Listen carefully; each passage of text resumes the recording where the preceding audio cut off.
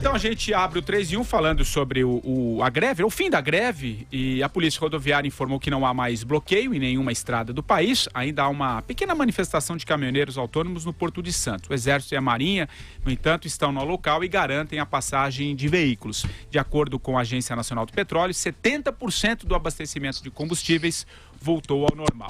A região sul é a que tem mais atrasos na distribuição, mas o problema deve ser resolvido em poucos dias. Passada a crise, chegou a hora de pagar a conta, viu, Vera Magalhães? Essa bagunça toda. Os 46 centavos no preço do diesel custarão 13 bilhões e meio de reais aos contribuintes brasileiros. Para compensar esse rombo, o governo Temer tomou algumas medidas. Vamos falar delas aqui. Decidiu, por exemplo, eliminar incentivos para exportadores.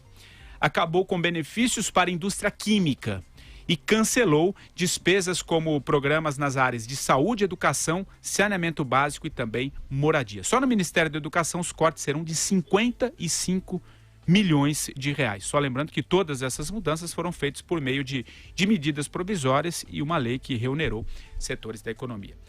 Bom, Vera, então projeções preliminares, de diversos segmentos apontam aí para perdas de 75 milhões de reais. A conta ficou bem salgada, né? Bem salgada. Tem a conta para os cofres públicos, que virá nessa forma de gastos em investimentos sociais, mas também acabou sendo usada uma parte para cobrir esse rombo, acabou vindo de subsídios que havia em outras áreas. Então isso foi uma saída que eu achei boa do governo.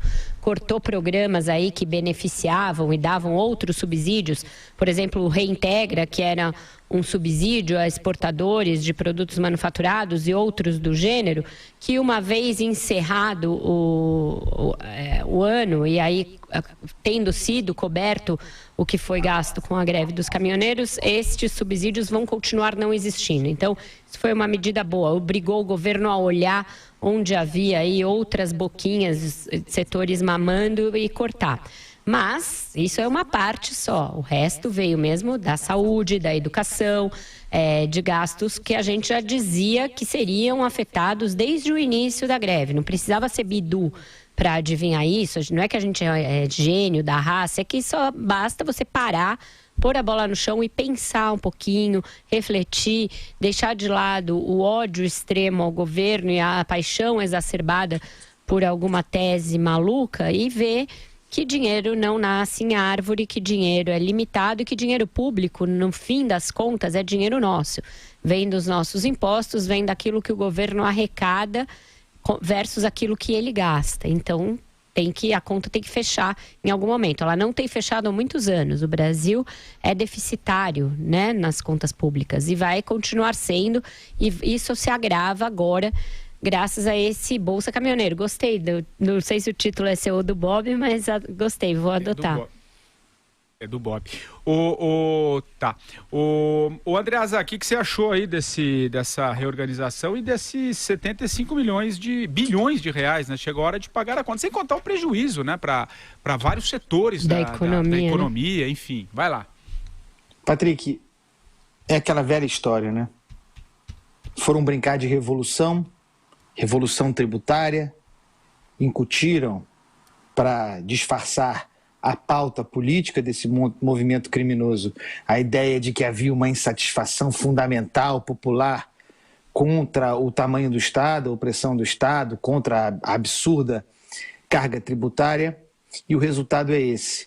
Naquilo exclusivamente em que o Estado deveria atuar, saúde e educação, por exemplo, o Estado se enfraquece, ou seja, diminui os seus investimentos para botar dinheiro para cobrir rombo de Bolsa Caminhoneiro.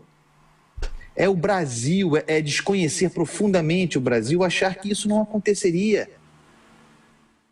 Aí está o dinheiro que era para todos os brasileiros na área em que o Estado deve atuar, nas áreas em que o Estado deve atuar, deslocado para responder à pressão de classe, a grupos corporativistas. E mais virá, porque o recado foi dado, vem que tem, eu tenho falado isso aqui, chama chama o Estado, vem Estado, nos ajuda. Aí está, Bolsa Caminhoneiro e outras tantas virão. Chegou a hora de pagar a conta, né, Madu? Pois é, Patrick, chegou a hora de pagar a conta e, felizmente, a gente percebe, né, que existe alguma lucidez no país, principalmente sem ser cabotino, na imprensa. Hoje tem excelentes artigos do William Vac, do Luiz Carlos Azedo. Ontem a Vera Magalhães fez uma explanação aqui que eu achei magistral, né, explicando os prejuízos da greve. Hoje o Azedo falou uma coisa interessantíssima. O brasileiro jogou um paralelepípedo para cima e ficou esperando embaixo ele cair na cabeça, né?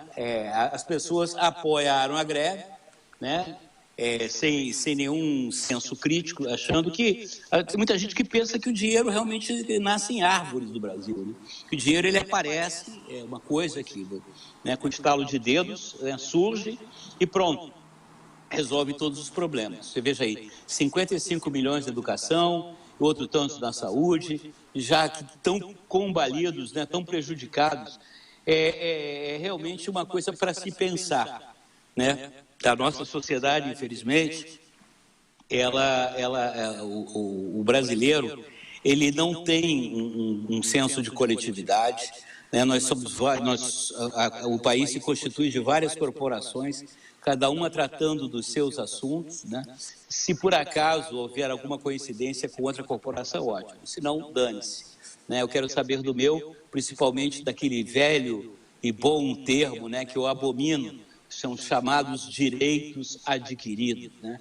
A gente está compromissado com um futuro aí de curto prazo bastante assustador, na minha opinião, bastante preocupante, né?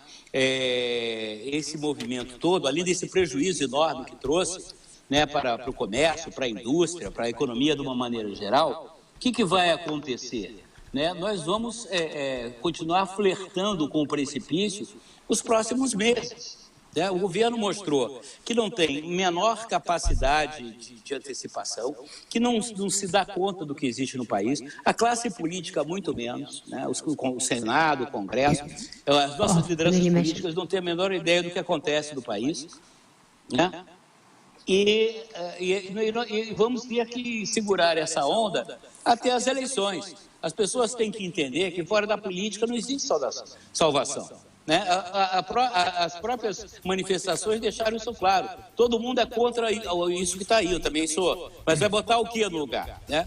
Vamos, então, votar criteriosamente e escolher criteriosamente nossos representantes, ficar vigilantes, né, daqui para frente, com a atuação dos nossos parlamentares, principalmente, e mais que isso, né, nós temos que tomar parte da vida política do país. Não é só criticar, né, é participar da vida do seu prédio, da vida da sua cidade, do seu bairro, né, ter participação política. Cidadania não é só direito, não, pessoal. Cidadania é principalmente deveres, os nossos deveres de cidadão. Uma coisa, velho? Não, tem sim. Tem uma coluna interessante hoje na Folha, aliás, estreia, já aproveito para fazer uma propaganda. A minha amiga Marilis Pereira Jorge agora é colunista da página 2 da Folha de São Paulo, escrevendo na coluna Rio. E ela escreve do comportamento algo tribal que o brasileiro adquiriu nessa crise. A gente falou um pouco aqui desse apoio irracional que houve à greve, sem que se levassem em conta as consequências econômicas que a gente expôs desde o primeiro momento, de uma forma bem cristalina, e que agora a ficha começa a cair. Mas ela fala de um outro aspecto do comportamento que se seguiu à crise, que foi um pouco que eu tratei também naquela minha coluna em que eu comparo com o livro Ensaio sobre a Cegueira. Diante de uma situação de restrição, que as pessoas iam ficar sem combustível, sem alimento, aflorou uma espécie de uma histeria coletiva. Gente que ia para a fila de posto de gasolina com o tanque com 3/4 cheio só para completar. Gente que, diante de 2 bandejas de tomate restante no supermercado custando R$10, não se acanhou em ir lá abocanhar as 2, pensando em garantir a si mesmo e não ao próximo. Gente que, como eu falei aqui ontem, elevou o preço da gasolina na bomba para R$5. Ontem a gente chegou a passar um posto que estava cobrando R$5,10 o litro. Então, esse comportamento que vai ganhando contornos de irracionalidade, Patrick, e que, no fim, isso ajuda a somar a conta do prejuízo.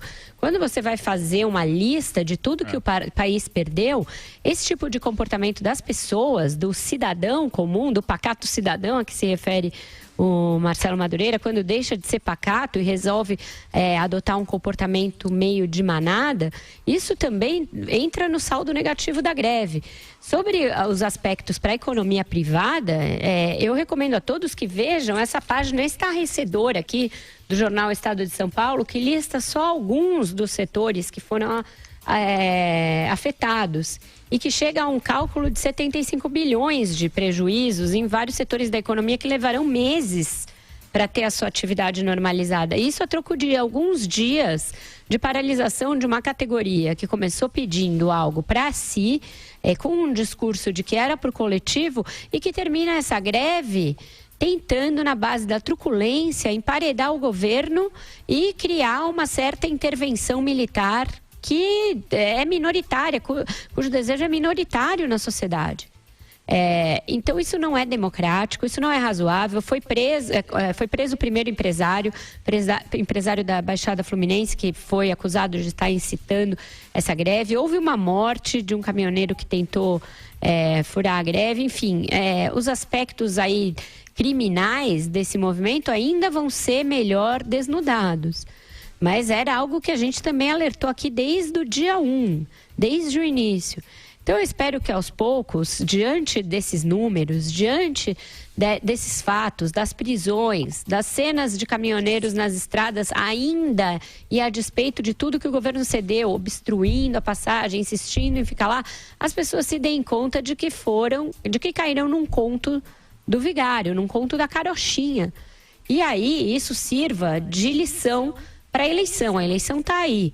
Se esse movimento tiver servido de lição para que a gente perceba que o Estado não é uma mãe que pode prover tudo sem nenhum custo, que a gente tem de ter apreço à democracia e não sair por aí abraçando pauta golpista, aí sim golpista.